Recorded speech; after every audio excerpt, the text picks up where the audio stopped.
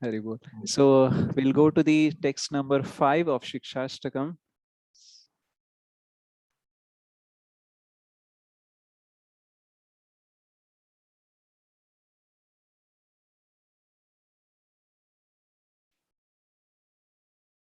Okay, is everyone able to see the screen? Yes, Prabhuji. Yes, Yes, Prabhuji. Prabhuji. Okay, so what I'll do is I'll chant the other 4 also, and then I'll come to the 5th. Okay, so we'll have in sequence. चेतो दर्पणमार्जनं भवमहादावाग्निर्वापणं श्रेयः कैरवचन्द्रिका वितरणं विद्यावधू जीवनम् आनन्दाम्बुधिवर्धनं प्रतिपदं पूर्णामृतास्वादनं सर्वात्मस्नपनं परं विजयते श्रीकृष्ण संकीर्तनम नाम नामकारी बहुधा निज सर्वशक्तिस् तत्रार्पित नियमितः स्मरणेन कालः एतादृशी तव कृपा भगवन् ममापि दुर्दैवमिदृशम् इहाजनेनानुरागः तृणादपि सुनिचेन तरोरपि सहिष्णुना अमानिना मानदेन कीर्तनीयः सदा हरिः न धनं न जनं न सुन्दरीं कवितां वा जगदीश कामये मम जन्मनि जन्मनीश्वरे भवतात् भक्तिर्हेतुकी त्वयि ऐनन्दतनुजा किङ्करं पतितं मां विषमे भवाम्बुधौ कृपया तव पादपङ्कज स्थितधूलिसदृशं विचिन्तय. Can someone read the translation? Prabhuji, can I? Yes, Mataji. O my Lord, O Krishna, son of Maharaj Nanda, I am your eternal servant, but because of my own futile acts, I have fallen into this horrible ocean of Nescience. nations. Now please causelessly merciful to me. Consider me a particle of the dust at your lotus feet. Very good. Thank you, Mataji. Hare So Krishna, this Prabhuji. text 5 is all about prayer. Okay. So here the word kinkara means kim karoti iti kinkaram. That is it a servant. Okay. So here Chaitanya Mahaprabhu is taking the mood of the servant and he's saying that somehow or other I have fallen into the bhavambudho. Right. So bhavambudho means the ocean of distress. That is the material world. And kripaya tava pada pankaja. So situate me at the lotus feet of yours as a dust. Okay, that's a particle of the dust.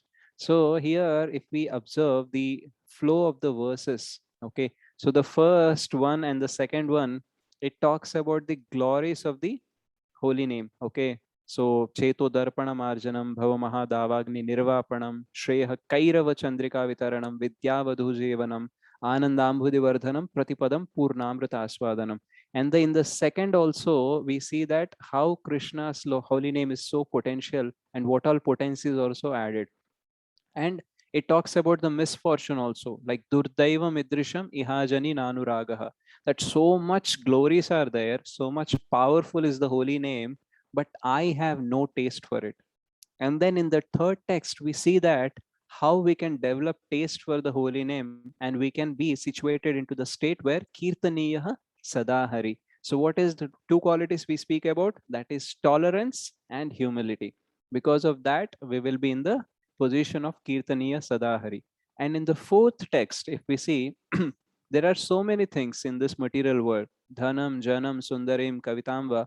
So all these things are there, but I do not want all this because these are coming as an impediment in the devotion to you. So that is the reason I don't want everything, but I want only thing that is devotion. So fourth text talks about the aspiration. Okay, so what I want. But if we come to the fifth text, This is like a petition for the Lord. Okay, because here he is not talking about the endeavor. He's telling that somehow or other I have fallen into this, and I am trying to develop the qualities so that I can, remember the glories and chant the glories, and I can develop the qualities to consistently be in devotional service. But I still cannot be sure that all my endeavor can actually make me come to you. So that is the reason I pray to you that I have somehow fallen into this material world. Please lift me up and situate me at your feet as a particle of the dust. So in this verse, we will try to relate between the two aspects of bhakti, that is endeavor and mercy. So what I mean by endeavor, that is all our effort which we are trying to put from our end. And the next is the grace or mercy that is coming from the Lord. So bhakti is about two things. One is ascending effort and descending mercy. So if these two things are there, then only the bhakti will progress. So we'll try to analyze different pathways. Like in the text 4, we have spoken about karma and jnana. So does anyone remember karma, jnana, bhakti? Hare Krishna. Text 4 class. Does anyone remember? Attachment, detachment, and commitment, Prabhuji. Yeah, and in the karma we have spoken about where it is romanticizes the world. Well, I do little adjustment and the world will be beautiful. And we talk about jnana where demonizes and they want to go beyond this world, though the intention is not to go to Krishna. Only in bhakti we utilize everything. So it is a balance. Okay, karma is one extreme, jnana is another extreme, and bhakti is in the middle. Okay, so similarly, here also we'll try to analyze the karma, jnana, and bhakti. So in karma, what happens is the endeavor is primary. Okay, that means if we see the example of Hiranyakashipu, what he does, he has done a lot of austerity that Brahma has to come and has to give the benediction. Okay, so the prayer part is there, but it is not the major part. The major part of Hiranyakashipu becoming powerful is his austerity. So in the karma, generally what happens is endeavor is considered very much primary. So you perform some yajna, you do some dana, you do some tapa and all, and the demigods are actually obliged to give you the benefits related to that particular ritual or that particular austerity. So here endeavor is very primary. Even if we take the jnana also, there also the reading of the scriptures and the discussions and everything, those are considered as the primary thing, not the mercy. But if we consider bhakti, then endeavor is necessary, but it is not sufficient because we are worshipping whom? Krishna. And Krishna is the Supreme Lord. He is independent. If he wishes, then he can grant mercy. If he wish not to, then no mercy will come. So it is unlike the demigods who are obliged to give certain benefits if someone is worshipping them or for performing some rituals. So according to that, it has to come. So in karma and jnana, the endeavor is primary, but in bhakti, mercy is primary. So in maths, we have a condition. Does anyone remember or someone? In maths, we say that necessary but not sufficient condition. Does anyone remember?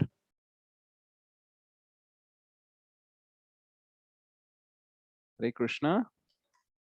Prabhuji, can you repeat once more, Prabhuji? Yeah. So in maths, we have a kind of problematic or theorems and everything where we say there is necessary but not sufficient condition.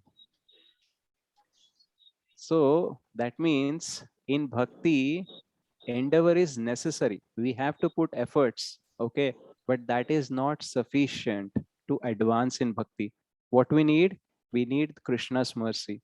For example, if we prepare for something, okay, and we go for the exam, okay, our result is not only dependent on our preparation. Yes, it is dependent for certain extent, but the complete result is never dependent on us, isn't it? So similarly, if we consider karma and jnana, their endeavor is most primary thing. If you have done the endeavors properly, if you have done the efforts properly, then the mercy has to automatically come. That means the benefit automatically has to come. But in bhakti, it is not like that. Even after performing so much of effort, still mercy may won't come. Okay, so we'll try to analyze this by taking different examples. Now, in bhakti, we need determination. Okay, so without determination, without seriousness, we can actually have no advancement in spiritual path. Okay, so if we see one of the purports in Chaitanya Charitamrit, there is a devotee whose name was Kala Krishna Das. Okay, now that devotee was actually in the association of Chaitanya Mahaprabhu. Okay, so if I tell you like there is one devotee who is in the association of Chaitanya Mahaprabhu, what will be the general perception about that devotee? The most blessed. The most blessed, most advanced, isn't Yes, it? Right? pure. But that pure enough, and but actually that devotee falls for Maya. One woman allures him and he falls. And however, in the future, then Mahaprabhu revives him, okay, from that Maya, but he actually falls down. So in the purport, Srila Prabhupada says that if you don't have determination, then even Supreme Personality of Godhead also cannot help you. That is the example. So determination in bhakti is very, very important. Though it is not sufficient, but it is necessary. So we'll try to analyze this by seeing the two different modes of determination. Okay. So determination can be an expression of devotion, okay, which is favorable. You're doing so many things for Krishna because you want to go closer to Krishna. But there can be determination in another way also. So this determination, which is another way, that talks about an expression of willpower. So we'll take an example. Someone said you have to fast Nirjal, okay, on every Ekadashi. Each one of us have a different level of austerity. So imagine that someone is performing Nirjal Ekadashi, okay, and he is fasting very nicely Nirjal Ekadashi, but the problem is he is going to kitchen and seeing who all eating what, and he's just criticizing the people who are eating. You know, sense gratifiers, no austerity, nothing, good for nothing, no bhakti is there. So though they are determined to do Nirjal Ekadashi, what is happening is their body is fasting, but their ego is feasting, because they are keeping criticizing people, and actually they are feeling proud that, you know, I am able to do it and all these people are not able to do it. So this is the unfavorable determination. So this determination is not for Krishna. This determination is to show how great I am. So most of the times we can fall in this trap also.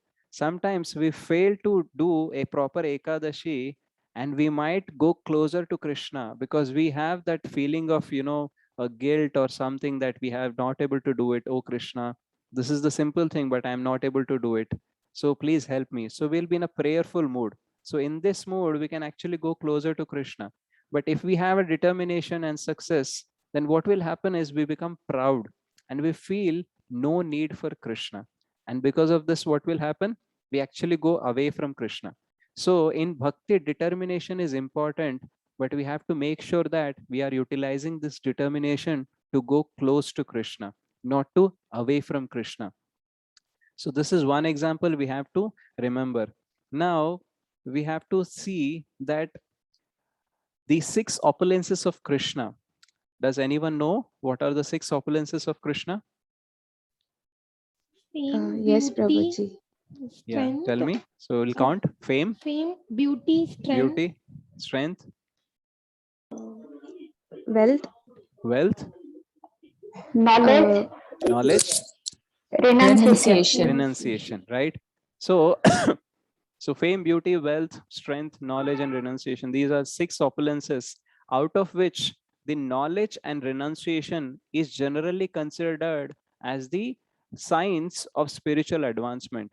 So in Bhagavatam also it is said that when we advance in bhakti, two things will increase. One is the knowledge, and second is renunciation, right? So if we consider in a deeper way, renunciation can also be a part of our past karma. So it is a very important point which I heard for the first time, that in Ayurveda there are 3 kinds of bodies. Does anyone know about it? As per Ayurveda, we have 3 kinds of bodies. Pitta, Kapha, and Yeah, Kapha, Vata, Pitta. Pitta. Pitta. Okay. So if someone gets a Kapha type of body, okay, then those people's metabolism will be slow and they will be able to fast even Nirjal also. And if we have people who are type of Pitta, then their metabolism will be very fast and they'll not be able to do any fasting properly. Even to fast till noon also it will be a difficult thing. So if someone has got a body of Kapha due to their past karma, then they'll be able to do the Nirjal Ekadashi very well. Okay. So the other people, the Pitta type of body, they may not be able to do properly the Nirjal Ekadashi. Now, when we see people doing Nirjal Ekadashi or performing so much of austerity like this, we should not only think that it is only because of bhakti. As I shared in the earlier example, that the other opulences are also a part of past karma only. Okay. But if they are not favorable in bhakti, then it is not useful. Like Nirjal Ekadashi we have performed, but we are very much proud that we have done it, then it is not favorable. So similarly, we see some people doing Nirjal Ekadashi very well, but that itself is not a sign of spiritual advancement, because consciousness is also important. Suppose if someone is rich, do we consider that person as spiritually advanced? No, No, right? Prabhuji. But if that person is utilizing his wealth in a proper way for devotion, then we can say that he's spiritually advancing. So similarly, how wealth can be utilized in spiritual advancement by using the wealth for devotional service and all. Similarly, that renunciation capacity, which we have differently, if that is used in the service of Krishna with the consciousness that I want to utilize this ability to go closer to Krishna, then only it can become a sign of advancement, spiritual advancement. So why this topic has to come over here? Because in our spiritual journey, we might see so many people doing so many things, and we might get into very much of discouragement that other people are able to do so many things and I am not able to do anything. So I don't think so I am growing and all. So there will be a lot kind of insecurities that will build up in our mind. So we have to know that what is being visible, that is not the only sign of spiritual advancement. Earlier also I shared that if you are doing a very big seva perfectly, successfully, but because of that seva, if you have become proud, then you are actually going away from Krishna. Contrast to that, if you are doing a very small seva and you are depending on Krishna and you are going closer to Krishna with a prayerful mood, that is actually far better than performing great services. So similarly, when we talk about determination, we should remember that determination should be used to go closer to Krishna.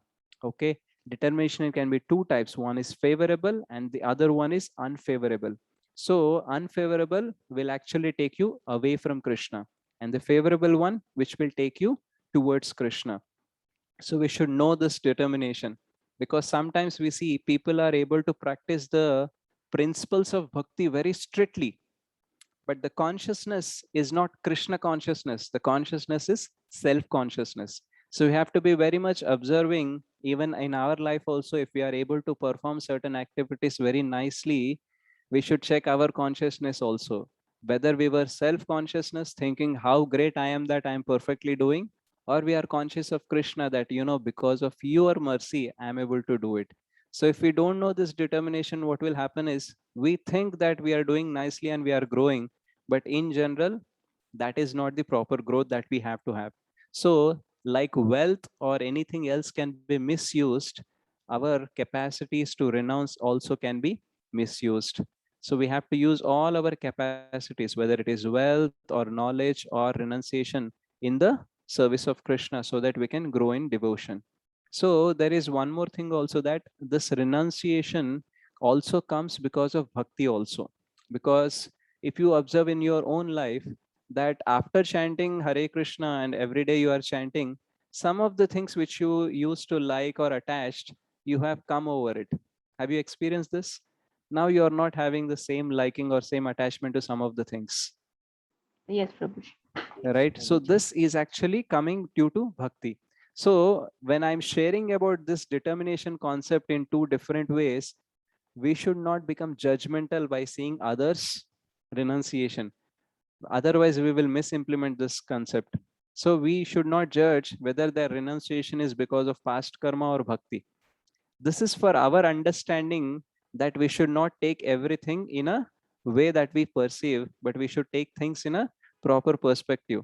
So that is the reason we are sharing this concept. We should not become judgmental and see everyone and see that, okay, he is able to fast Nirjal maybe because of his kapha, body prakriti, or he's not able to fast because of this. So this is two things which we have to know it, that to increase our understanding, not to become judgmental. So this is the part of bhakti and renunciation. Now let's talk about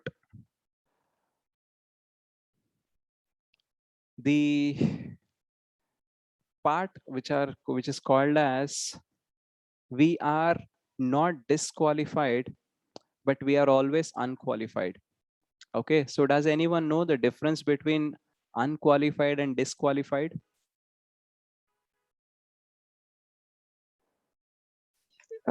Hare No. Krishna Prabhuji. Yes. Yes, Mataji, go ahead. No. Okay, No, can someone want to try? What is the difference between? Disqualified in sense, if you take an example of a game, you're disqualified in sense you're out of the game. Unqualified in sense like your points are not up to the mark, but you're not out of the game, but still you can proceed ahead. It's like Yeah, that. right. So as Mataji said, that disqualified means we are not allowed to participate itself. Okay, so for example, if we see in Olympics or any other games, we find some people or some athletes getting into doping test and etc. You heard about these things? Yes, Prabhu. Yes, Prabhuji. So they will say like, you have taken some drugs or something to, energize yourself more. Get the So this, stamina for the sport. yeah. So this is not we are not going to allow you for the games. So this is called as disqualified. Okay. Some people are unqualified. That means they have participated, but they could not qualify. So in bhakti, we are always unqualified. That means our endeavor, our efforts will actually not generate the mercy, but our efforts can attract mercy. But when I talk about we are not disqualified, that means Krishna will never shut his doors for us. The path to Krishna is always open wherever we are. In the last class, we spoke about spikes, like we will be falling down sometimes because the strong desires will come and our knowledge, our intellectual thing, our experience cannot help us. We simply fall down. And after fall down, I told you about the guilt factor which will come. You remember the five fingers example where the guilt will come? Yes, Actually, it has to be Prabhuji. between. So the spikes will keep coming in our life because of our past impressions, because of our low intensity in the bhakti. The spikes will keep coming up. But even if we fall down, Krishna will not say like, now you are disqualified. I have seen you so many times falling down. Ab itna to nahi hoga yaar. Everyone is trying and you are not at all trying. You are falling so many times. So I'll keep my doors closed for you. You cannot become Krishna conscious. You cannot come to me. I'm going to leave your heart. So this thing will never happen. So we might be unqualified, but we will never be disqualified. So unqualified means we are always in the game. Wherever we are, how many times we have fall down, how much we have gone back, we can still come back to Krishna. So this is a very important point because many times our mind will discourage us by doing the bhakti. If we fall down, it might say that you are good for nothing, better you give up the bhakti.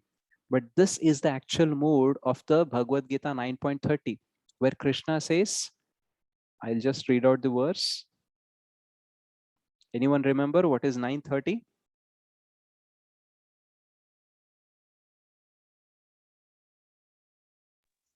Manma. No. May I put? 9.30, Prabhu. Yeah. May I? Yes, Prabhu. Manmana bhava madbhakto No, madhyaji. Prabhu. 9:30. Apichet Suduracharo. Acha, okay. Chase Okay. Sudhiraj. So is everyone able to see the screen? Yes, Prabhuji. Yes, So Prabhuji. apichet suduracharo bhajate mam ananya bhak sadhureva samantavyah samyak vyavasito hi saha. That means even if one commits the most abominable action, if he is engaged in devotional service, he is to be considered saintly because he is properly situated in his determination. So I told that there will be spikes. Okay, maybe one spike will come in October and the second spike will come maybe in the next year, January. So in between this 2-3 months time is there. In between this time, we are actually not getting caught with our mistake or fall down. We are just doing our bhakti consistently. So that is bhajate mam ananya bhak. So Krishna also knows that there will be fall down, there will be mistakes, there will be drawbacks, so many things will be there. But if that person is continuing to do devotion towards me, bhajate mam ananya bhak, then he's well situated only. Because as I earlier also told that it is okay to fall down, but it is not okay to stay fallen. So here Krishna, when he talks about you are not disqualified, that means that I will not consider your spiritual advancement based on how many times you fall, but I will consider your spiritual advancement based on how many times you get up and continued doing bhakti. So that is the reason we have to be very well knowing, otherwise our mind will keep coming in between and it will start giving many reasons about how we are not good for bhakti. So we'll try to analyze this by taking an example, because we started this topic by saying that our effort cannot generate mercy, but our effort can attract the mercy. So if we go to the food booth, okay, where you put the money and the item will come. Have anyone tried that? No, Prabhuji. No, Okay, in India Prabhuji. it is very less, but if you go outside India, then we have this machines type there where you put a coin Yes, and Prabhu. that equal value will come out. Okay, so here what is happening is the money that you put is actually generating that food for you. Okay, so that means there is no need of praying to that machine.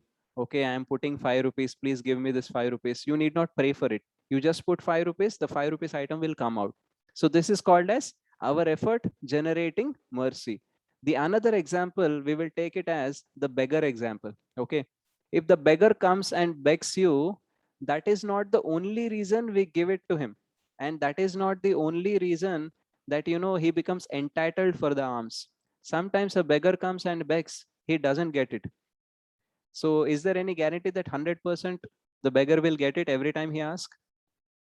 No, Prabhuji. No, right? So similarly, here there is not only effort, okay, but if that beggar is fervently asking for the alms, then the donor's heart may melt and he might feel like, okay, let me give it.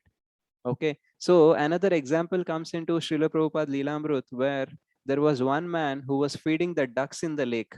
Okay, so if someone has heard this pastime, you can relate to it. So out of some 10-20 ducks, there was one duck which was quacking a lot. Okay, and because of that quacking, that sound, the person who was actually feeding these ducks, he can actually give the food to any duck. Okay, but just because that duck was quacking a lot, he was attracted and he started giving more food to that particular duck. And Srila Prabhupada saw that in the morning walk, and he told to his disciples that we should also cry for Krishna like that duck. The more we cry, the more we depend on Krishna, the more we pray to Krishna, Krishna will give us the mercy. Krishna can choose to give mercy to anyone, but he will give mercy to the one who is asking more and more. So when we are chanting, actually we have to have this kind of begging mood. Okay, so we actually not chant with a begging mood. Suppose let's try to analyze this. If one beggar comes to you who is in a proper suit, carrying some briefcase and some pocket full of money, and he's coming to you and says that, please give me money. So will you give? No, Prabhuji. No, Prabhuji. You will say like, why I have to give? You have already have money, no?